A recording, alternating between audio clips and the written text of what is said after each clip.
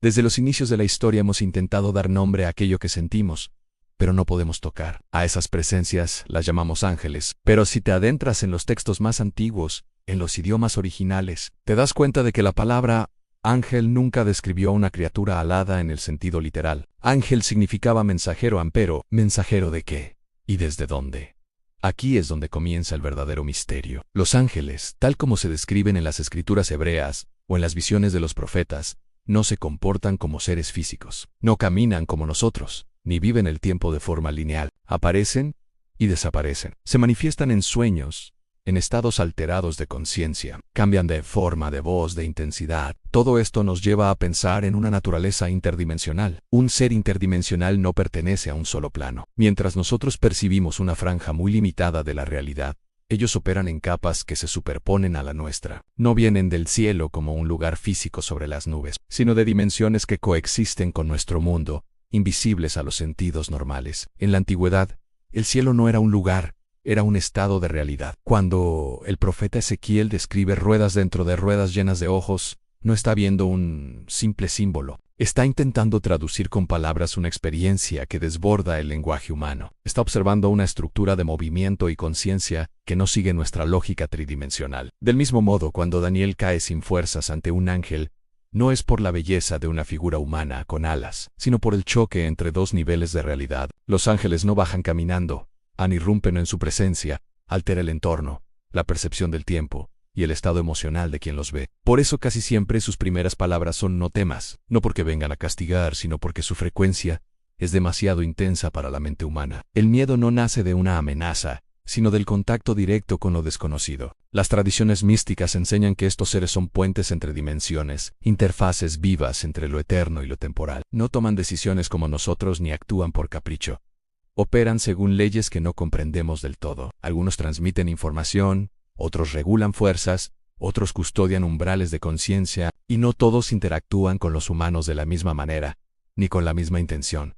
Aquí es donde muchos se confunden. No todos los ángeles son benévolos desde nuestra perspectiva humana, no porque sean malos, sino porque no responden a nuestra moral. En los textos antiguos, un encuentro con un ángel casi nunca es cómodo, es transformador. Quiebra tus certezas, desestabiliza tu identidad, te revela verdades que no siempre estás listo para escuchar. Cuando los antiguos hablaban de jerarquías de ángeles, no se referían a rangos militares, sino a niveles de frecuencia y proximidad con la fuente. Cuanto más elevada es su vibración, menos comprensibles son para nosotros. Por eso algunos solo pueden ser percibidos como fuego, sonido o una luz insoportable. No tienen una forma fija, porque la forma es solo una concesión a nuestra limitada percepción. Desde esta perspectiva, los ángeles no son vigilantes externos, son inteligencias que interactúan con nuestra conciencia cuando ésta alcanza ciertos estados. Por eso aparecen en momentos clave en crisis, revelaciones, despertares. No vienen a resolver nuestros problemas cotidianos, sino a provocar un salto en nuestra evolución. Quizás por eso, los verdaderos buscadores de la historia no pedían ver ángeles, sino comprender. Sabían que verlos sin estar preparado podía romper algo por dentro. Los ángeles nunca buscaron adoración, siempre redirigían la atención hacia la fuente, hacia el origen, hacia aquello que no puede ser nombrado. Y aquí, una pregunta silenciosa empieza a vibrar en tu interior. Si los ángeles son interdimensionales, si existen más allá del tiempo y la materia, entonces, ¿qué tan limitada es realmente la realidad que percibimos? Tal vez este mundo no sea todo lo que hay. Tal vez solo sea una capa, una de muchas. Gracias por acompañarme en este viaje. Si te ha gustado, no olvides suscribirte y activar las notificaciones. Nos vemos en el próximo video. Cuando comprendemos que los ángeles no pertenecen a una sola dimensión, algo dentro de nosotros comienza a reorganizarse. Ya no hablamos de criaturas mitológicas, sino de inteligencias que operan en niveles de realidad, donde el tiempo no fluye como aquí. Para un ser interdimensional, pasado, presente y futuro no están separados. Todo ocurre en un mismo campo. Por eso los ángeles, en los relatos antiguos, parecen saber lo que aún no ha sucedido. No predicen, observan desde fuera de la línea temporal. Esta es la razón por la que muchos mensajes atribuidos a ángeles no son instrucciones detalladas, sino revelaciones. No dicen, haz esto mañana, sino esto es lo que es. El mensaje no intenta controlar el evento, sino despertar la conciencia del oyente, para que él mismo ajuste su camino. El verdadero trabajo ocurre dentro del ser humano. No fuera, el ángel no empujan, activan en las tradiciones más antiguas, Se habla de los vigilantes, seres que observan la evolución de la humanidad desde planos superiores, no vigilan como jueces, sino como guardianes de equilibrio. Su función no es intervenir constantemente, sino mantener la coherencia entre dimensiones. Cuando el desequilibrio es demasiado grande, entonces ocurre el contacto. Y ese contacto casi siempre viene acompañado de crisis, colapsos o revelaciones profundas. Muchos textos eliminados o censurados describen a estos seres descendiendo no como figuras antropomorfas, sino como columnas de fuego, nubes brillantes, voces que no provienen de un punto específico. Esto coincide con la idea de una conciencia que no necesita cuerpo físico, pero que puede condensarse momentáneamente para ser percibida. No toman forma porque la necesiten, sino porque nosotros la necesitamos. Aquí es donde la mente moderna, entrenada para pensar en términos materiales, encuentra resistencia. Nos enseñaron que solo existe lo que puede medirse, pero los antiguos sabían que la realidad es vibración antes que materia. Lo que llamamos mundo físico es una frecuencia lenta, densa. Los ángeles operan en frecuencias más rápidas,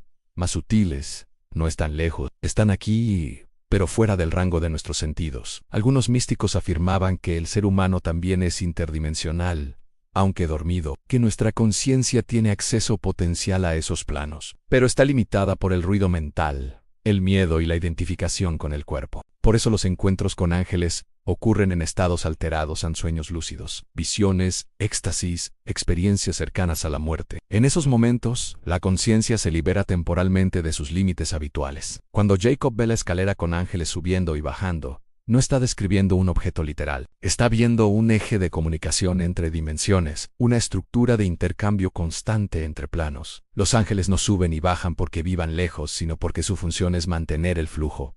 Son movimiento consciente. Esto también explica por qué distintas culturas describen seres similares con nombres diferentes. Ángeles, devas, apkayu, mensajeros, luminosos. No son entidades distintas, sino interpretaciones culturales de la misma realidad interdimensional. Cada civilización tradujo la experiencia según su lenguaje, sus símbolos y su nivel de comprensión.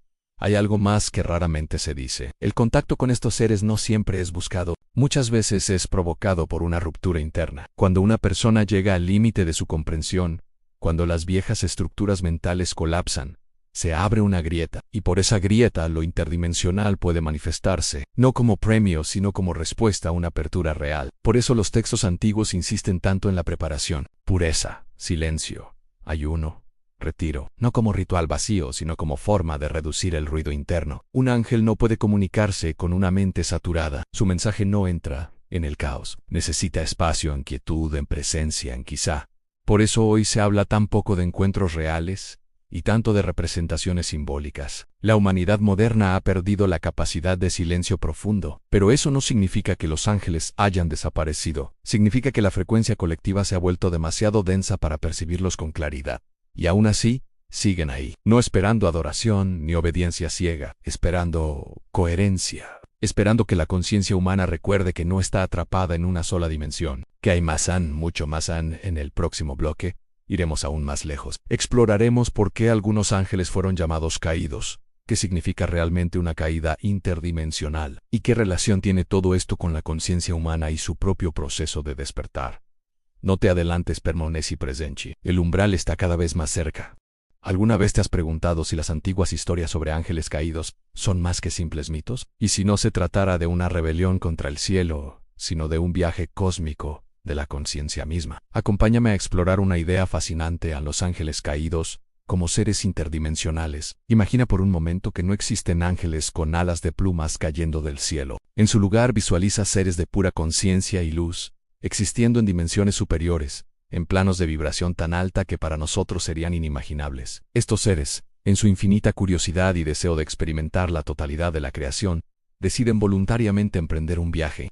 Este no es un castigo, sino una misión autoimpuesta. Deciden bajar a planos más densos, más lentos como el nuestro. Piensa en ello como sumergirte en las profundidades del océano. Cuanto más bajas, más denso se vuelve el entorno, más presión sientes y más se distorsiona la luz. De manera similar, al entrar en nuestra dimensión tridimensional, su vasta conciencia unificada no puede mantenerse intacta. Aquí es donde ocurre la caída. Su conciencia se fragmenta, como un rayo de luz blanca que atraviesa un prisma y se divide en todos los colores del arco iris. Su ser se dispersa en incontables chispas individuales. Cada una de estas chispas, cada uno de estos fragmentos, somos nosotros. Eres tú, soy yo, es cada ser humano que ha existido y existirá. Esta fragmentación es la raíz de nuestra experiencia humana. Sentimos una profunda sensación de separación, un anhelo de conexión, un vago recuerdo de una unidad perdida. Es el eco de esa conciencia original que aún resuena dentro de nosotros. Buscamos el amor, la pertenencia y el propósito porque en el fondo, nuestra alma recuerda su origen unificado. La historia de la caída se convierte entonces en la historia de la humanidad. El pecado original no sería una desobediencia, sino el olvido. Olvidamos quiénes somos realmente en fragmentos de una conciencia cósmica, experimentándose a sí misma. Nuestro viaje en la Tierra con todos sus desafíos, alegrías y dolores es el proceso de recordar. Cada vida es una oportunidad para que estos fragmentos de conciencia recojan experiencias, aprendan lecciones y lentamente comiencen a reconocerse unos en otros. A través de la empatía, la compasión y el amor, empezamos a reconstruir los puentes entre nuestras conciencias fragmentadas. Empezamos a ver que el otro no es tan diferente, que en realidad es una parte de nosotros mismos. Desde esta perspectiva, no somos seres pecadores que necesitan redención. Somos exploradores cósmicos valientes, viajeros interdimensionales, que eligieron la densidad para conocerse a sí mismos de una manera que sería imposible en los reinos de la unidad perfecta. Nuestra individualidad, con sus personalidades y egos únicos, es el vehículo para esta increíble exploración. Entonces, ¿cuál es el objetivo final de este viaje? El regreso a casa. No un regreso físico a un lugar celestial, sino un retorno en la conciencia. Es el proceso de integrar todas nuestras experiencias, sanar la ilusión de separación, y darnos cuenta de que, aunque parezcamos individuos distintos, en esencia somos uno. Es la reintegración de todos los colores del arco iris para volver a formar esa pura luz blanca original, pero ahora, enriquecida con la sabiduría de la experiencia. La próxima vez que mires a las estrellas o sientas esa inexplicable nostalgia por un hogar que no puedes nombrar, recuerda esta posibilidad. Quizás no seas solo un humano en un pequeño planeta, sino un fragmento de un ángel en una misión sagrada, la misión de recordar. Gracias por acompañarme en este viaje de la mente y el espíritu. Si te ha gustado esta perspectiva, dale a like, suscríbete y comparte tus pensamientos en los comentarios. Nos vemos en el próximo video.